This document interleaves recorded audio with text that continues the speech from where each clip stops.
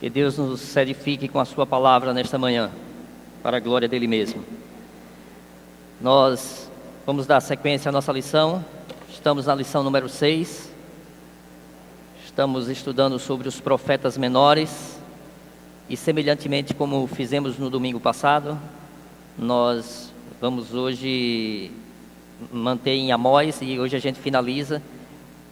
E a lição de hoje é baseada em Amós, do capítulo 9. Só relembrando aquilo que nós vimos domingo passado, Amós não se considerava um profeta de Deus, mas Deus o chamou para tal. Era um boiadeiro, colhedor de sicômoros, vivia na região de Tecoa, uma cidade que ficava aproximadamente cerca de 9 quilômetros de Betel e a 15 quilômetros de Jerusalém. Então Deus o chamou no século 7 a.C., mais especificamente no reinado de Jeroboão II, e ele profetizou prioritariamente no reino do norte, ou seja, tendo como capital Samaria.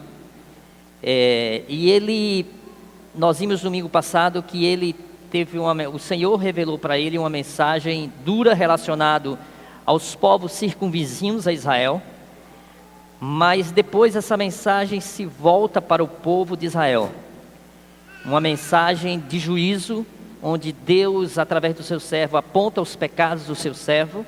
A gente viu que, diferente do homem, Deus não faz um julgamento leviano, temerário, mas Deus mostra com evidência onde está o pecado do seu povo, anuncia que se esse povo não se arrepender, que esse povo será castigado, mas no final nós vemos que Deus se mostra também misericordioso para com o seu povo. Então a ênfase hoje no capítulo 9, e a gente gostaria de começar perguntando o seguinte: quantos desistem de Jesus todos os dias? Pensem aí. Pensem quantas pessoas que já caminharam no Evangelho junto com você e que hoje não estão mais nesta lida, nesta caminhada. Quantas pessoas que você de repente não pega fotos de vários encontros, de acampamento, de reuniões de igreja, que você olha e com muita tristeza você começa a perceber que vários deles, se não talvez até a maioria, não estão mais no caminho do Evangelho. Desistiram de Jesus. Outra pergunta: e quantos ficam dentro das comunidades, dentro das igrejas, mas que entretanto desistem do testemunho cristão? São pessoas que estão aqui dentro, mas na realidade não tem absolutamente nenhum compromisso em dar um testemunho da pessoa de Jesus Cristo no seu dia a dia. E uma coisa que me chama a atenção é que hoje nós estamos dentro de um contexto onde, no passado, quando eu era adolescente, era muito comum se dizer assim: olha, fulano está desviado. Aí se dizia isso quando a pessoa saía da igreja. Hoje nós vivemos num contexto onde os desviados, muitos, não saem da igreja.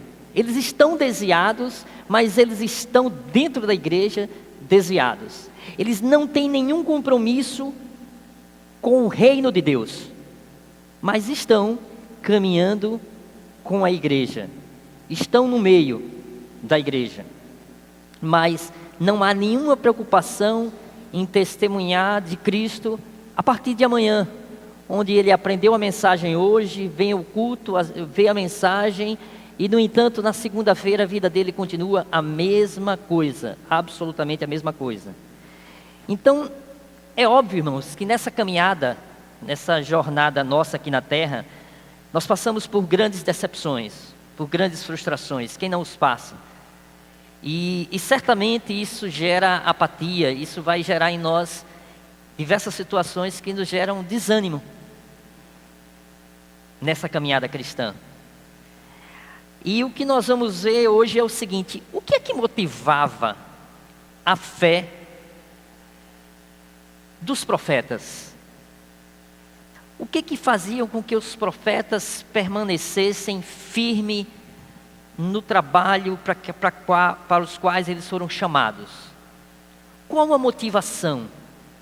E aí a gente começa também a pensar em nós, em mim, em você. Qual é a nossa motivação de continuar nessa caminhada? Qual é a nossa motivação de estar aqui, agora na escola dominical? Por que não estar na praia?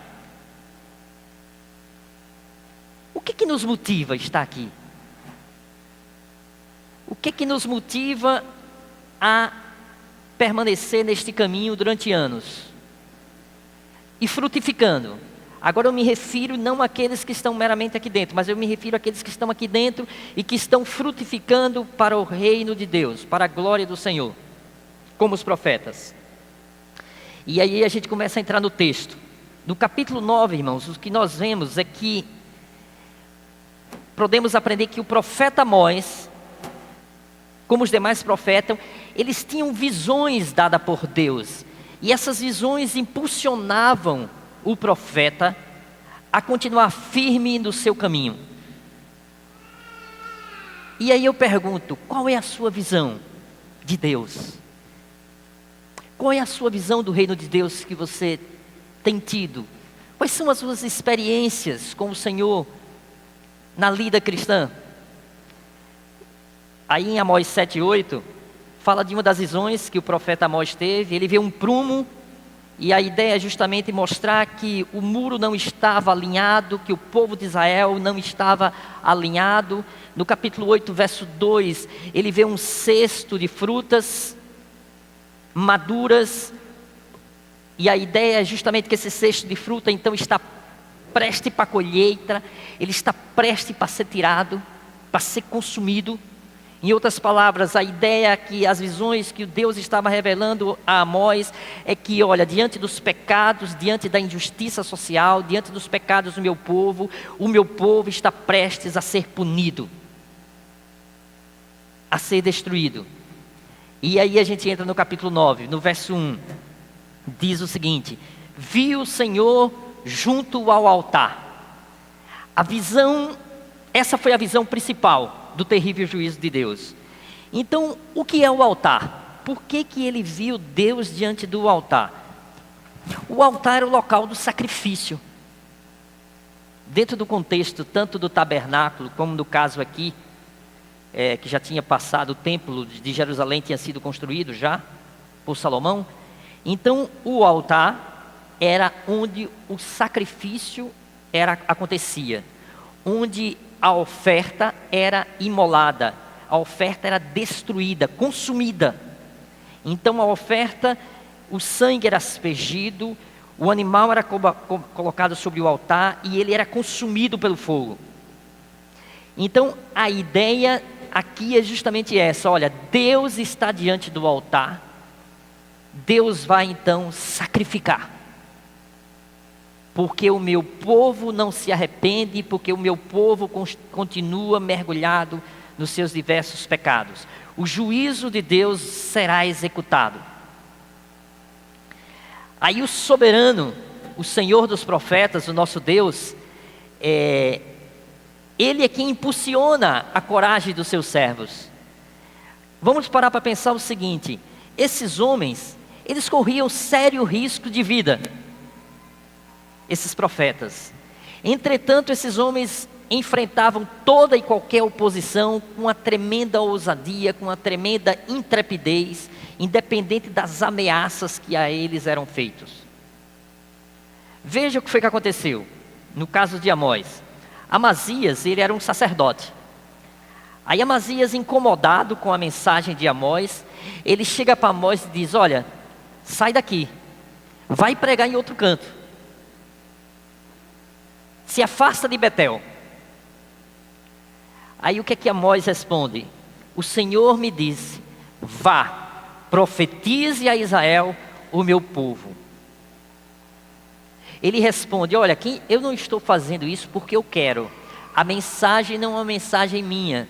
A mensagem não é porque eu decidi aleatoriamente fazer isso, pregar isso. Não, essa mensagem eu estou recebendo do Senhor. É o Senhor quem me mandou profetizar a Israel. Em outras palavras, não vai ser a sua opinião que para mim importa. Eu recebi uma ordem de alguém superior, que é o Senhor soberano dos profetas, a quem eu sirvo. Amós 3, verso 7. Veja que os profetas, irmãos, eles não falavam por si mesmos. Eles não falavam pela sua própria boca, mas eles falavam aquilo que o Senhor mandava. Amós 3, verso 7 diz: certamente o Senhor não fará coisa alguma sem ter revelado os seus segredos aos seus servos, os profetas. Então tudo que acontecia ao povo de Deus, primeiramente era revelado aos seus servos, os profetas. E Deus usava esses seus servos para transmitir a mensagem, para transmitir a advertência. E a mensagem era sempre seguida de acusação, a indicação do seu pecado, o aviso da advertência do juízo, se você não sair desse seu pecado, e a consequente punição. Então, era sempre esse esquema. Então, como foi citado agora na reflexão, é como a gente falar do Evangelho, irmãos. Não adianta simplesmente falar do Evangelho e dizer, Jesus salva. Como eu já citei aqui, salva de quê? Se chegar para alguém lá fora e dizer, olha, eu quero dizer que Jesus salva. Aí a pessoa diz, amém, que bom. Salvar de quê? Jesus liberta. Amém. Liberta de quê? Eu estou preso em quê? Está entendendo como uma coisa é muito subjetiva? Essa mensagem generalista de que Jesus salva, que Jesus liberta. Nós temos que primeiro, irmãos, mostrar a condição em que o homem se encontra. Nós temos que mostrar em que o homem está mergulhado, no seu pecado. E quais as consequências que ele vai sofrer. E a consequência final daqueles que não se arrependem é o inferno. O inferno não é um mito. O inferno é uma realidade. E as pessoas precisam entender quão séria é essa decisão de rejeitar a Deus. Para depois que ele tomar consciência do seu pecado, aí sim, aí ele entender que ele precisa de um Salvador. Aí ele entender que ele precisa de alguém que o liberta. Só que essa é uma mensagem, irmãos, hoje tão distante da maioria das igrejas. Porque hoje não se fala de pecado. Hoje não se fala de inferno. E é exatamente o evangelismo na Bíblia, todo ele é assim. O evangelismo dos profetas é assim. É mostrando o pecado, é mostrando o castigo e apontando para a solução. João Batista fez assim. Vocês lembram de alguma vez João Batista chegar e passar uma mensagem e dizer, olha, Jesus te ama. Ele tem um plano para você. Aí a pessoa diz, que bom que ele me ama, ele tem um plano para mim. Maravilhoso isso. Não, a mensagem não era essa. A mensagem era raça de víboras. Quem vos induziu a fugir à ira vindoura? Uma geração má e perversa. Era apontar o erro. Era mostrar o erro. Ao ponto de pagar com a sua própria cabeça. Quando apontou o erro do governador. E depois teve a sua cabeça numa bandeja. Mas é um preço que paga um servo de Deus fiel. É mostrar a verdade. Então os nossos entes queridos, que a gente gostaria tanto que seguisse no caminho do Evangelho, a gente tem que apontar para os nossos entes queridos, seja pai, mãe, o perigo que eles estão correndo. E que se não houver uma mudança, uma transformação de vida, um arrependimento sincero, o caminho é o fim. E é assim que nós temos que nos portar, irmãos, como profetas de Deus. Deus fala a sua palavra através de nós, os seus servos. Amós 9, verso 9, observe o que diz aí. Porque eis que darei ordem e sacudirei a casa de Israel entre todas as nações, assim como se sacode grão no crivo, sem que caia na terra um só grão. Então qual é a ideia aqui? A ideia é que Deus vai peneirar, sabe? Deus vai peneirar. E aquele que é do Senhor é o que é aprovado, é o que passa. É o que passa. A terra vinha com grão. Então tinha que ser peneirado para que os pedregulhos ficassem separados daquilo que é o grão. Deus diz: olha, eu sacudirei a casa de Israel. Eu vou sacudir a casa de Israel, como se sacode grão do crivo, sem que caia na terra um só grão. Ou seja, aqueles que verdadeiramente são do Senhor, não hão de se perder. Não hão de se perder. Porque é o próprio Senhor quem o sustenta. É o próprio Senhor quem o conduz. É o próprio Senhor quem faz, que por permanecer em nós, faz com que nós permaneçamos nele através do seu Espírito que habita em nós. Jesus questiona aqueles que o chamavam de Senhor. Lembram dessa parte aí? Lá em João 14, 21. Jesus estava conversando com os fariseus, né? E aí falando sobre a questão dos mandamentos. Aí ele diz o seguinte: olha, aquele que tem os meus mandamentos e os guarda, esse é o que me ama. E aquele que me ama será amado do meu Pai, e eu o amarei e manifestarei a ele. Então vocês veem aqui nesse texto a presença da Trindade. O mandamento que veio do Pai obedece quem? Aquele que é amado do Pai. E esse que é amado do Pai, Jesus diz: eu o amarei e me manifestarei a ele. A manifestação do Espírito Santo. O Espírito Santo vai falando através do nosso coração. No nosso coração, Deus vai manifestando a sua graça e o seu amor na nossa vida, através da sua santa palavra. Nós precisamos então obedecer. Esses são os que amam ao Senhor. Esses verdadeiramente são os que estão na igreja, são aqueles que, os que amam, são os que obedecem, consequentemente são os que produzem.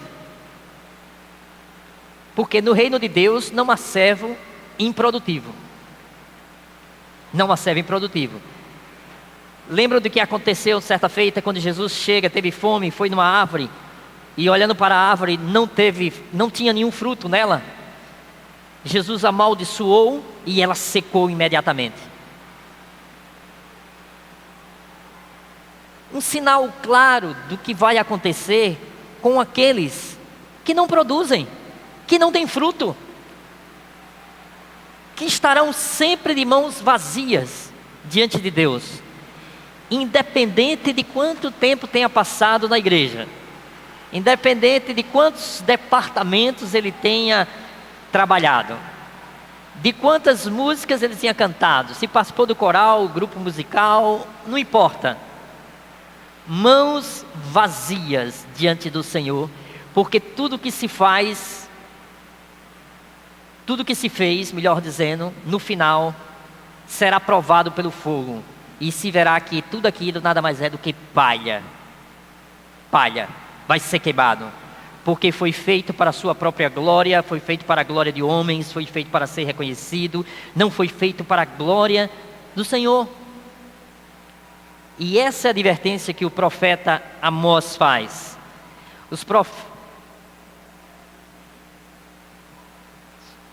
Próximo aqui. Veja que na carta aos Hebreus, capítulo 4, verso 16, ele fala sobre o privilégio de ser servo de Deus. Diz o autor da carta: cheguemos, pois, com confiança ao trono da graça, para que possamos alcançar misericórdia e achar graça, a fim de sermos ajudados em tempo oportuno. Então, irmãos, esse é o privilégio de ser servo de Deus. É você ter a confiança que diante das angústias, diante das tribulações, você pode se curvar diante do trono do Senhor, em espírito, clamar ao Deus que te ouve, ao Deus que te responde, ao Deus que nos socorre. E nós precisamos fazer isso, mas fazer isso com muita frequência, irmãos. Clamar, e veja que a ideia de clamar não é um mero pedido, é um clamor. Clamor é uma coisa muito mais profunda, e parece que nós só clamamos quando estamos passando por algo muito grave na nossa vida, né? Caso contrário, a nossa vida de oração às vezes tende a ir esfriando, e quase que nós passamos a fazer nada mais, nada menos de manhã e à noite que tão somente uma reza. Uma reza. A mesma coisa, a mesmice, toda manhã, toda noite, a todo momento. Orações egoístas. Manifestamos o nosso egoísmo na nossa própria oração, onde oramos normalmente pelo nosso cônjuge, pelos nossos filhos, pelos nossos pais, pelos nossos e pelos nossos. Isso reflete o nosso coração. A nossa oração diante de Deus reflete como até na oração nós somos egoístas. Vai ser distribuído depois da escola dominical alguns pedidos de orações pelos missionários. E nós precisamos orar por eles. Nós precisamos lembrar desses irmãos que estão sendo perseguidos, estão pagando um alto preço, que estão em condições às vezes insalubres, que estão em condições às vezes faltando o básico por amor ao Evangelho, por pregar o Evangelho. E nós lembramos tão pouco. Então Deus está aberto diante de nós para que nós cheguemos até Ele, na certeza que nós seremos ajudados ao seu trono da graça. Hebreus 7:25.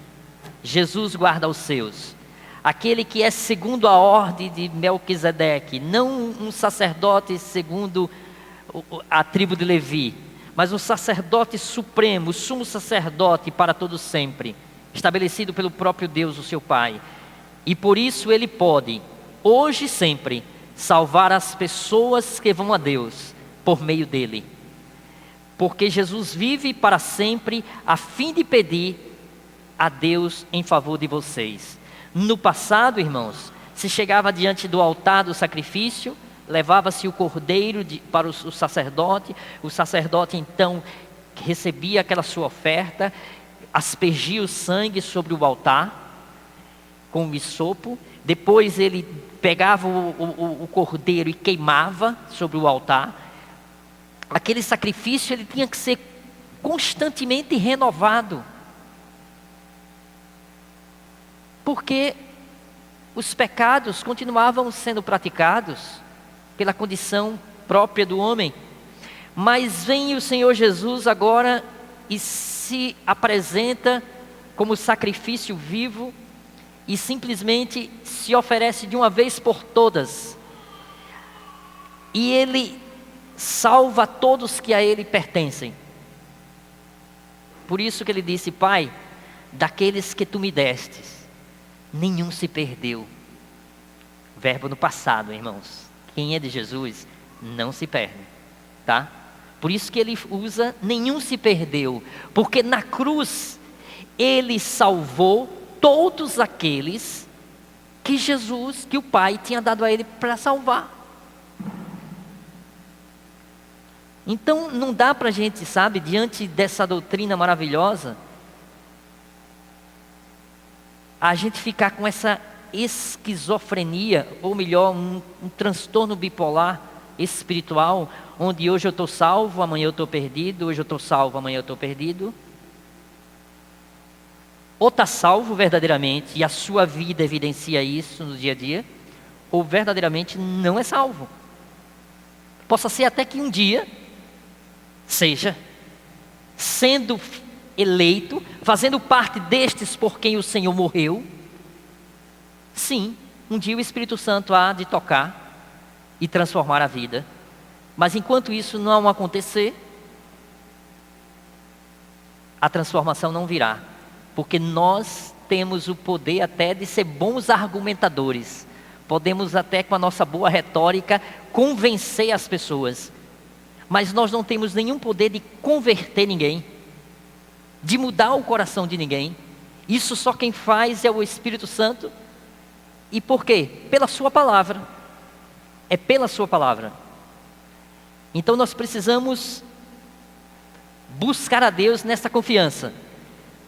Que Deus, através dos méritos de Cristo, nos atende. Ele nos ouve. Ele nos responde. 1 João 5,18, falando também sobre a proteção de Deus para os seus.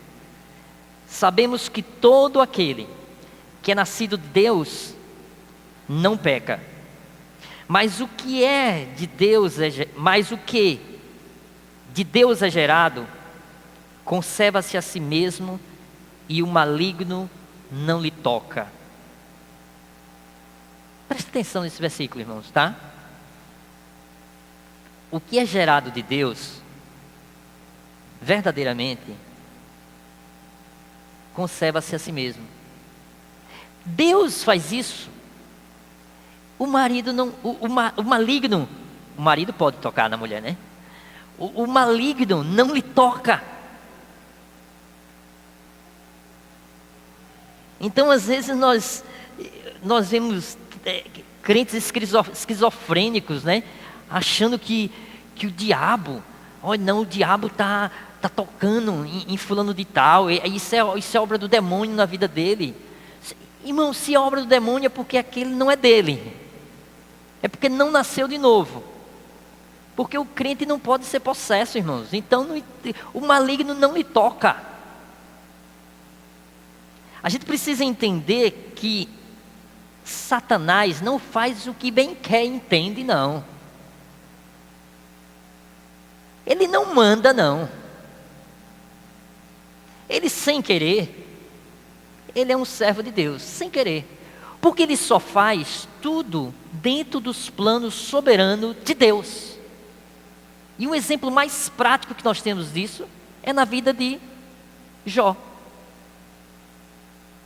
Nós vimos na vida de Jó que à medida que ele ia tocando primeiro nas coisas de Jó, depois no próprio Jó, foi tudo delimitado pelo próprio Deus.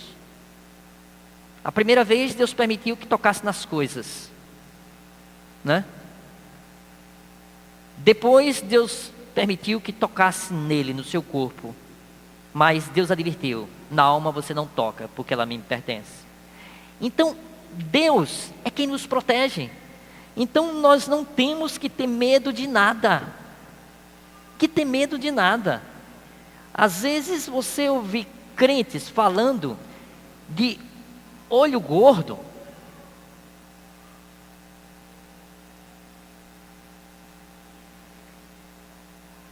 Irmão, se está com o olho gordo, procure um médico. Porque quando começa a gordura a se acumular, sabe, tem que fazer tratamento no olho. Entendeu? Quando você vê aquelas manchinhas gordas, procure um médico para se tratar. Porque crente com medo de olho gordo,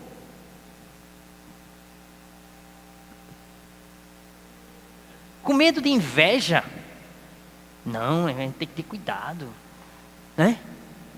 Tem que ter cuidado, porque tem muitos olhos aí invejosos, né? E a inveja, você sabe como é, meu irmão, o mal está aí.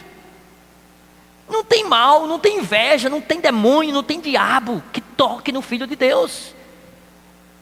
É o que o texto está dizendo de uma forma muito clara: o maligno não lhe toca.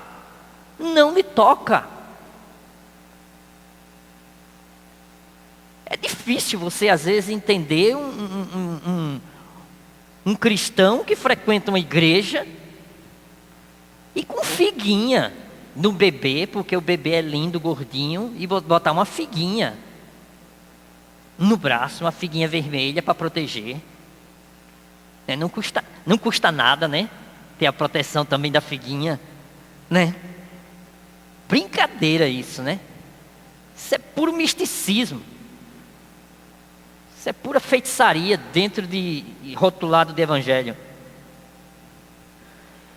E aí a gente entra na questão do juiz do pecado. Observe, na visão de Amós, Deus estava em pé, como eu disse, diante do altar, onde era executado o quê? O sacrifício.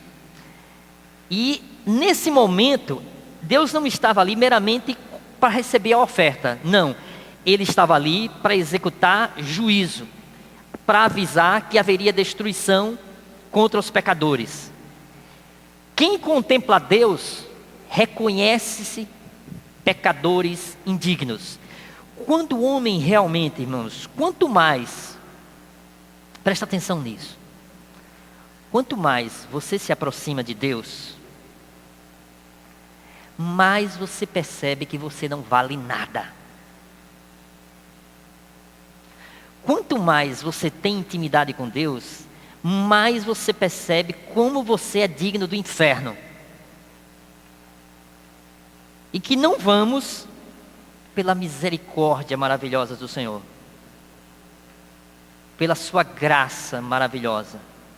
Mas nós, quanto mais conhecemos a Deus, mais vemos como nós somos indignos. Foi isso que aconteceu com os grandes servos do Senhor. Veja o que foi que Isaías disse, quando ele viu o Senhor, ele disse: então gritei, ai de mim, estou perdido, pois sou um homem de lábios impuros, e vivo no meio de um povo de lábios impuros, e os meus olhos viram o Rei, o Senhor dos exércitos.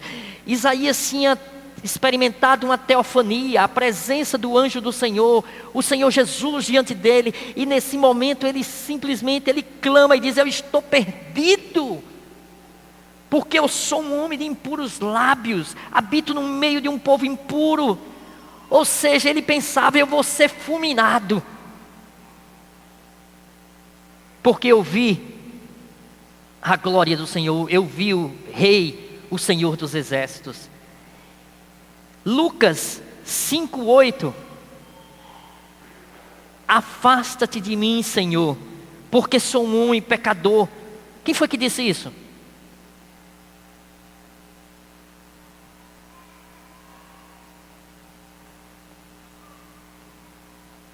Lembram? Quem? Isso, Newton. Pedro disse isso. E Pedro disse isso justamente quando eles já estavam pescando e não conseguiam nada nada, e o Senhor Jesus manda ele lançar as redes. E quando simplesmente vem aquele volume de peixe absurdo, que o barco estava capaz de virar de tanto peixe, Pedro olha e diz: Senhor, afaste-se de mim, porque eu sou homem pecador. Senhor, afaste-se de mim. Pedro percebia a sua indignidade, que ele não poderia estar ali na presença de Jesus. Senhor, eu não sou digno de estar com o Senhor, afaste-se de mim. Consegue perceber, irmãos? O real sentimento de alguém que conhece a Deus não é se achar que é alguma coisa, não é achar que é merecedor, não é achar que é melhor do que os outros. É essa atitude, é uma atitude de extrema reconhecimento de fragilidade, de que é indigno, que não merece nada, que não merece estar nem na presença dele.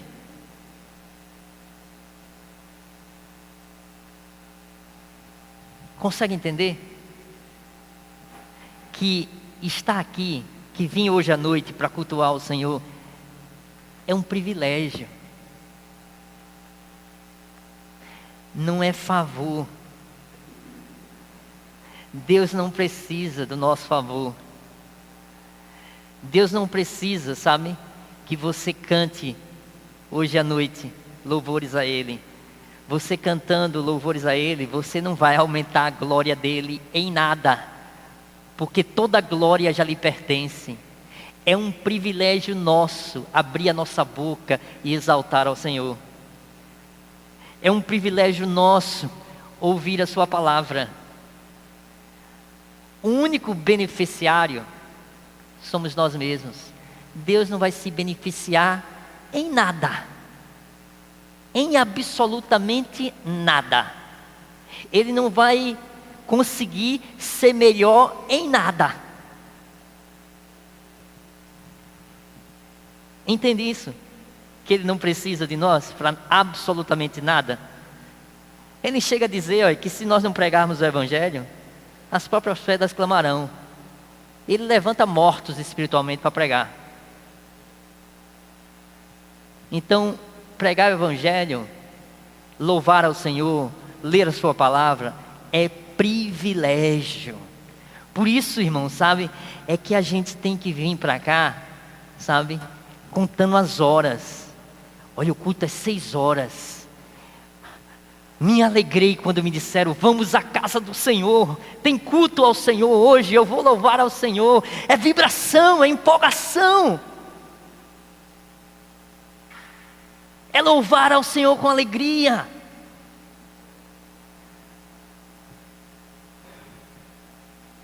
Privilégio. Os profetas viam o poder da ira do Senhor. Amós viu isso. A advertência que Deus deu a Amós foi sobre a destruição que iria acontecer para o povo de Israel e para o povo de Judá por causa do seu pecado. E por que Deus pode fazer isso? Ele pode fazer isso porque foi Ele que criou todas as coisas. Ele cria e Ele destrói. Ele usa a sua bondade quando quer e usa a sua misericórdia quando quer. E Ele mesmo diz na sua palavra, através de Paulo, e quem és tu, homem, para questionar? Pode o barro perguntar ao oleiro, por que me fizeste assim? Atos 17, 26. De um só fez Ele todos os povos, para que povoasse toda a terra, tendo determinado os tempos anteriormente estabelecidos e os lugares exatos em que deveriam habitar. Os povos estão nos lugares exatos em que deveriam habitar. Os limites da tua moradia, aquela casa que você tem, aquela metragem, foi estabelecido anteriormente. Anteriormente, da eternidade. Por isso que nós temos que nos aquietar e saber que Deus é Deus. Deus vai nos colocar onde Ele quer, no seu devido tempo. É Deus quem trouxe o nosso irmão Júnior, que estava viajando para Aracaju de volta. É Deus quem agora leva o irmão Júnior com Daisy e sua filha Raquel para Recife. E é Deus que, pela sua soberana vontade, se um dia quiser que eles voltem, os fará eles voltarem para Aracaju. É Deus que estabelece todas as coisas. Por isso que o povo de Deus tem que se aquietar diante do Senhor, confiar diante do Senhor, descansar nessas promessas. Israel achava que nada os poderiam atingir, que a desgraça atingiria só os outros povos que estavam ao redor. Lembra que a gente viu no domingo retrasado? Só aqueles povos. Mas depois que a mensagem é direcionada àqueles povos, de destruição, de julgamento, a mensagem agora se volta para Israel e para Judá. Eles diziam, a parte B, Amós 9, 10b, a desgraça não nos atingirá, nem nos encontrará. A autoconfiança, se achavam superiores aos demais povos. a consciência do juízo, foi a motivação do ministério de João Batista. Essa consciência que João Batista tinha do juízo de Deus foi o que motivou a sua pregação. Conhecer a Deus é aquilo que nós falamos, é a necessidade que eu entendo, que eu preciso de um Salvador. Portanto, irmãos, nós precisamos denunciar o pecado na nossa sociedade, ao nosso redor. Nós não podemos nos calar. Nós temos de denunciar o pecado, apontar que vai haver consequências para esse pecado, mas apontar que existe um Deus que é a solução, se houver um verdadeiro e sincero arrependimento. Até aí, alguém gostaria de fazer alguma colocação? Antes da gente tocar? E aí, Diego?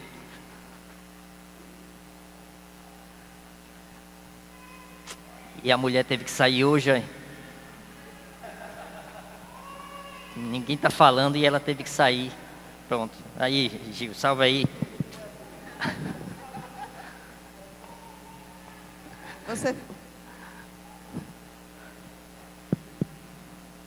Você falou no início que o diabo não toca, certo? É bíblico. Mas eu queria fazer uma pergunta. E aquele versículo que diz assim, que não deis lugar ao diabo? Porque eu, na minha concepção, eu sei que o diabo não toca, que só toca se o Senhor permitir, como permitiu a Jó, mas muitas vezes a gente dá lugar, entendeu? Por exemplo, nós somos de Deus, mas muitas vezes agimos, muitas vezes damos lugar ao diabo para praticarmos algumas coisas que não é de Deus. Então eu acredito assim, que aí como é que você me explicaria esse versículo? Gil, você já explicou. Você explicou no final, já. Exatamente isso. Quando nós fazemos aquilo que não é de Deus, aquilo que é pecaminoso, é exatamente nesse momento que nós estamos dando lugar ao diabo. Não é que o diabo vai entrar em você. Por exemplo, você pode cometer um pecado e é por pensamento. O diabo, ele não é onisciente. Ele não sabe o que você pecou naquele momento por pensamento. Mas você, na realidade, o que o texto diz é que você está dando lugar ao diabo. Por quê? Porque você está dando lugar às obras da carne. As obras que nós acabamos de ler no texto que foi lido na escola dominical, na reflexão, antes da escola bíblica, sobre todos aqueles pecados. Quando você vai para as obras da carne, descrito lá na carta de Paulo, você vê também tudo aquilo é dar lugar ao diabo, é a manifestação do diabo. Não é que o diabo entre em você, não é que o diabo em si está te tocando, mas é porque você está dando lugar. Então a gente precisa entender que a Bíblia fala que nós temos 3 inimigos, né? O diabo, a carne e o mundo. Esse segundo, a carne, está dentro de nós. E esse é um inimigo terrível. Esse é o inimigo que faz com que o apóstolo Paulo chegue a dizer que o bem que eu quero fazer eu não faço, e o mal que eu não quero está sempre diante de mim. Onde ele chega a usar uma linguagem física e dizer assim, eu me esmurro. Ou seja, uma ideia de tentando anular a sua própria carne, pela luta interior que ele tem de não querer satisfazer a própria carne. E no momento que você satisfaz a tua carne, você está dando lugar ao diabo dentro de si. Não que o diabo esteja entrando de você, mas você está dando lugar ao diabo, às obras do diabo dentro de você mesmo, pelas suas próprias atitudes, né? Wellington, você tinha passado um slide, acho que é uns 2 antes desse daí, de 1 João 5. 1 João? 1 João 5, que está falando desse texto aqui. Isso daí.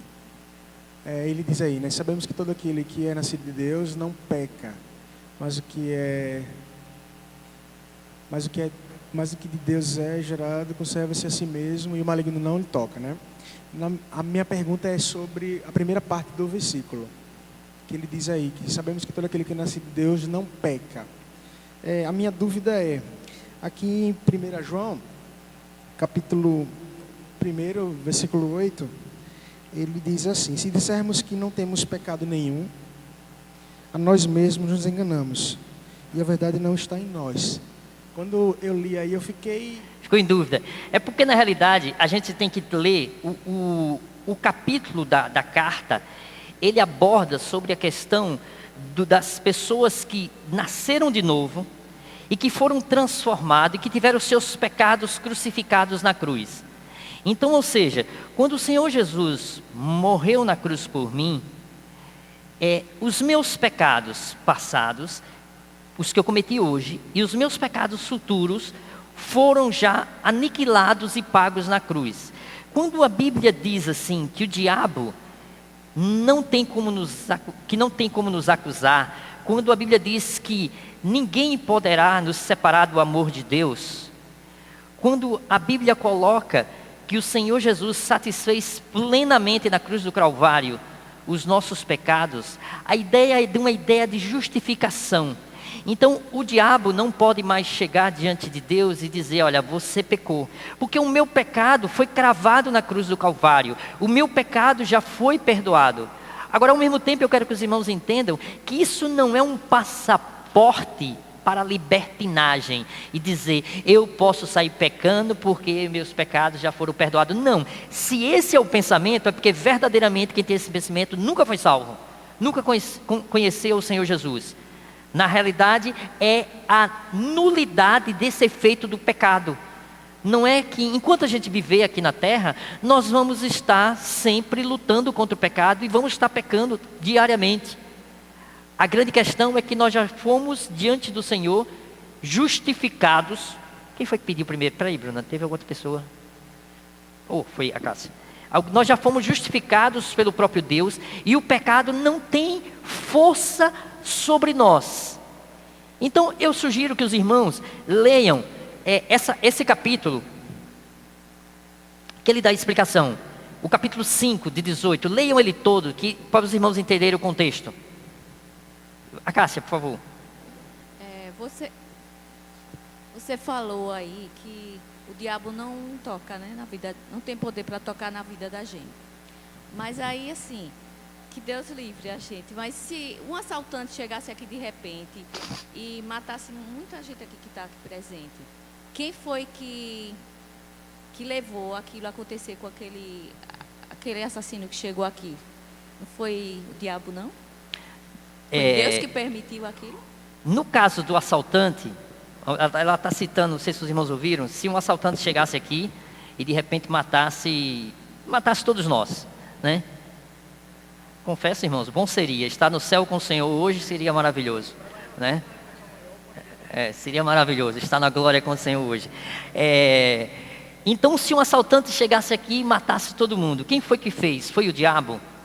Se eu colocar algumas coisas botar mais lenha na fogueira, o atentado das Torres Gêmeas, quem levou aqueles 2 aviões com aqueles terroristas a derrubar o World Trade Center? Foi o diabo? Foi meramente os terroristas que o fizeram? O avião o quê? O avião da Chapecoense, ele está citando aqui, né? Quem foi que levou aquela falha? Eu nem sei qual foi a falha, se foi do motor, foi do piloto, né? Mas tudo isso, irmãos, a Bíblia deixa, Deus se manifesta de uma forma muito clara, que Ele, a gente precisa, tem algumas pessoas até confundem, quando a Bíblia fala, eu, Senhor, crio a luz e crio as trevas, eu, Senhor, faço o bem e faço o mal. Não está falando esse mal aí, não é o mal pecado. Isso aí está falando sobre o mal tragédia. O mal destruição. Em outras palavras, é o Senhor que detém o controle da luz e das trevas. É o Senhor que detém o controle do bem e do mal. Se Ele permite, eu posso lhe responder categoricamente. Se Ele permitisse que acontecesse isso hoje, agora, eu não saberia dizer qual o propósito dele. Mas eu posso descansar de que o propósito dele, em tudo que Ele faz, é bom, justo, perfeito, santo. Há um propósito. O propósito eu não sei, mas eu posso descansar no Senhor, que o propósito dele é perfeito. Da mesma forma como eu posso, como a igreja primitiva descansava no Senhor, quando souberam a notícia de, por causa de uma dançarina, dançar diante do governador, teve a cabeça do seu grande líder, o seu grande profeta João Batista, servido na bandeja. Como a igreja entender isso? Foi o diabo? Foi a dançarina? Foi a mãe dela que pediu a cabeça? É óbvio, irmãos, que isso estava dentro dos planos eternos de Deus. Quem foi que motivou a inveja dos irmãos de José? Para venderem José, primeiro pensaram em matar, jogaram no poço. Depois disseram, não, vamos matar não. Tem uns mercadores aí, vamos pegá-lo e vamos vender. Vamos vender ele como escravo.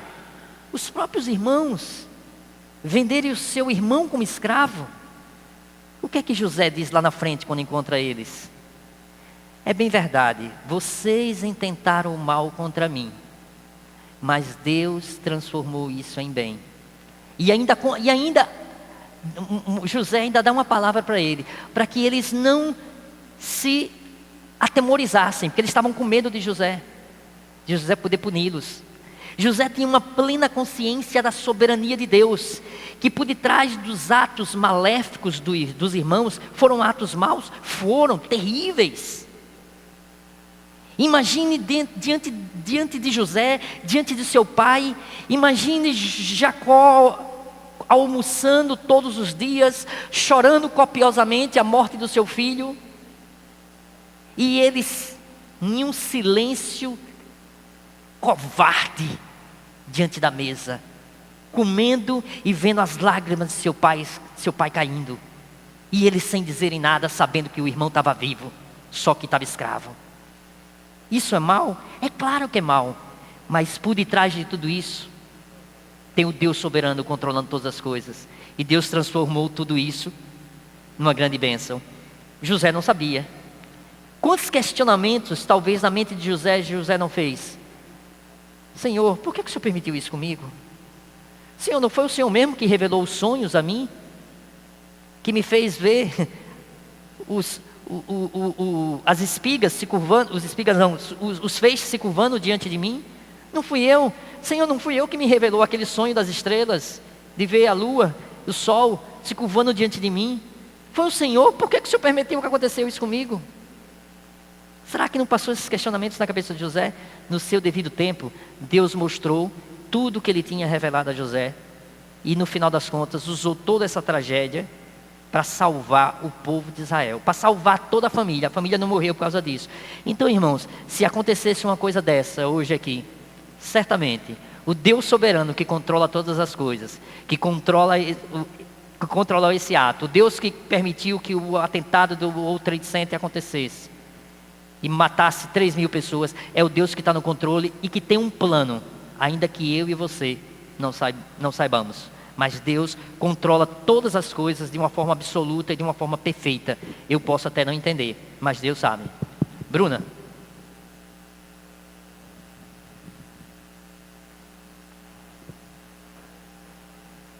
Com relação ao que Gil perguntou sobre dar lugar ao diabo, voltando um pouquinho.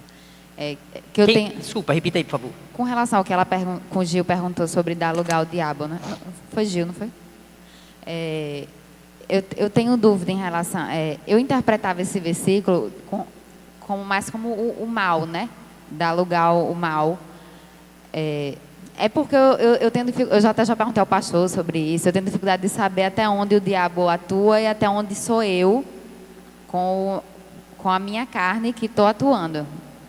Porque eu lembro que esse negócio de o diabo não saber... Eu estava comentando aqui com o Ezequiel. Esse negócio de...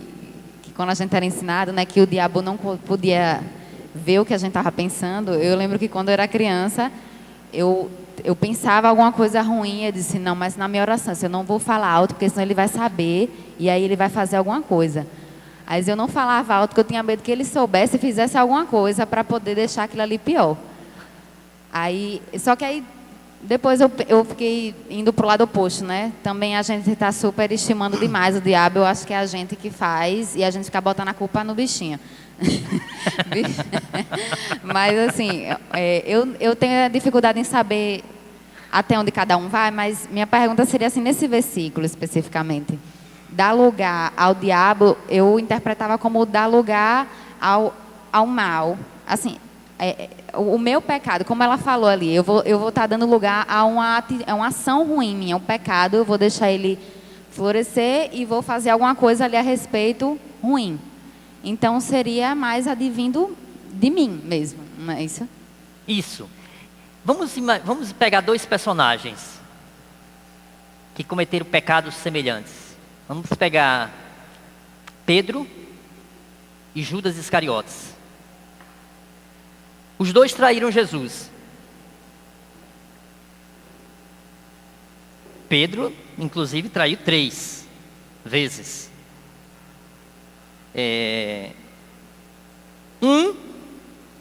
Pedro chorou copiosamente as lágrimas do arrependimento. Este não deu lugar ao diabo no seu segundo ato. Judas Iscariotes chorou as lágrimas do remorso e não buscou reconciliação com o seu Senhor, mas deu lugar ao diabo. Foi lá e se enforcou. Então, no caso da traição em si, não foi ele dando lugar ao diabo, foi ele pecando ele mesmo. Aí, num segundo momento, é que ele deu lugar ao diabo. Não, em ambos os casos, no momento que a gente peca, nós estamos dando lugar ao diabo. Então, a traição foi dar lugar ao diabo. Negar o seu Senhor foi dar lugar ao diabo. É você, quem é o traidor absoluto? Nosso arqui-inimigo. Ele é mentiroso, pai da mentira, ele é quem arquiteta todo o mal, né? Ele deu vazão à sua própria carne e, nesse caso, deu lugar ao diabo com as suas próprias atitudes. O dar lugar ao diabo aí é dar lugar à sua carne, às suas inclinações para o mal, entendeu? E a gente não precisa ficar preocupado com essa questão do pensamento, irmãos, porque se nós, por exemplo, nós não conhecemos os nossos filhos, às vezes pelo olhar, a gente olha assim pelo olhar, a gente já conhece o nosso filho, que alguma coisa tem. Não precisa falar. Irmãos, imagina o diabo. O diabo é mestre da psicologia. Conhece cada cantinho da sua boca, cada expressão do seu olho, sabe? Ele conhece cada detalhe, né? Então não adianta tentar, tá? Podemos orar tranquilamente. Tranquilamente. Não precisamos ficar preocupados em ter que orar em silêncio. Não, ore, clame ao Senhor. E para a gente terminar, os profetas viram também o plano maravilhoso da redenção, a restauração do trono de Davi. Observe o que é que o profeta diz. Presta atenção nessas frases que estão grifadas. Naquele dia levantarei a tenda caída de Davi. Agora vem a misericórdia do Senhor manifestada. Depois da destruição, consertarei o que estiver quebrado e restaurarei as suas ruínas. Eu a reerguerei para que seja como era no passado, para que o meu povo conquiste o remanescente de Edom e todas as nações que me pertencem. Declara o Senhor que realizará essas coisas. Eu quero deixar claro aqui que isso, dentro da minha visão, é uma visão escatológica, e como sou pré-milenista e que não creio na substituição, e entendo claramente que existem mensagens, profecias específicas para Israel, e existem profecias específicas para igrejas. E existem profecias para ambos, ou seja, para todos os remidos do Senhor. Então, as nações vão voltar a pertencer ao Senhor. Ou melhor, conquiste o remanescente de Edom e todas as nações que me pertencem. Ou seja, a ordem é para que o povo de Israel será restaurado e será, então, vão conquistar as nações que a eles pertenciam. Todas as coisas vão voltar a ser melhores do que eram antes. Não há motivação maior para o povo de Deus do que a visão do Cristo ressurreto e glorificado. Essa é a maior motivação, irmãos. É a visão. É a crença de que Deus está por vir. Já nenhuma condenação há para os que estão em Cristo Jesus, disse o apóstolo Paulo. Os servos de Deus não anunciam apenas juízo. Eles anunciam que Jesus livra da ira vindoura. O que é que Tessalonicenses diz? Paulo fala aos Tessalonicenses. 1:10. E esperardes dos céus a seu Filho, a quem ele ressuscitou dentre os mortos, a saber, Jesus, que nos livra da ira vindoura. A igreja não passará, o que Paulo está dizendo aqui, pela ira vindoura. João 14:3. E depois que eu for e vos preparar lugar para vocês, voltarei e os levarei comigo, para onde eu estiver, vocês estejam também. O Senhor voltará, irmãos. O Senhor nos levará para onde Ele esteja. Nós vamos estar com Ele. Essa é uma esperança. Isso nos anima. Isso nos motiva. Paulo fala ainda: estou convencido de que aquele que começa a boa obra em vocês, começou a boa obra, vai completá-la até o dia de Cristo Jesus. Entendem? Porque não perde salvação. É porque aquele que começou a boa obra vai completá-la. Porque não depende de mim, depende dele, depende de quem começa. E se ele começou, ele vai terminar a obra dele. Conclusão: precisamos ter visão de Deus pela palavra e por suas obras. Visão de Deus pela palavra e por suas obras, reconhecendo a sua soberania e justiça, com poder para destruir e também com poder para restaurar. É o Senhor que quando quer destrói, e é o Senhor que quando quer restaura. Os profetas não desistiram, e nós, irmãos, não podemos desistir também. A pergunta é: temos tido os olhos espirituais para enxergar a miséria do nosso pecado e a glória da salvação oferecida em Cristo? Pense nisso. Pense nisso. Que Deus nos ajude. Que Deus tenha misericórdia de nós. E que Deus nos faça com que nós possamos enxergar de uma forma muito nítida o nosso pecado, a nossa indignidade. E que isso nos conduza a um arrependimento profundo, que nos leve a clamar ao Senhor. E assim, contemplar a sua glória, o seu perdão, a sua graça. Que Deus nos abençoe. Vamos orar? Márcio, queria orar. Senhor nosso Deus, nosso Pai, nós te agradecemos, ó Pai, porque estamos aqui. Muito obrigado, ó Pai, por entender que o Senhor não deixa o inimigo, ó Pai, fazer nada, ó Pai, nas nossas vidas. Que tudo, ó Pai, é mediante a Tua vontade e Teu querer. Te pedimos, ó Pai, também para que o Senhor esteja nos instruindo, ó Pai, a entender a Tua palavra. Que qualquer dúvida que haja, ó Pai, em nossos corações, ó Pai, seja esclarecida mediante a leitura da Tua palavra todos os dias, ó Pai. Que o Senhor nos traga, ó Pai, logo mais à noite, ó Pai, e que também esteja abençoando cada um de nós, ó Deus. Muito obrigado também pelo alimento que estará prestes à mesa, ó Pai, daqui a pouco, ó Pai. Em nome de Jesus Cristo, nós te agradecemos. Amém. Amém. Irmão, só um instantinho, vou passar a palavra.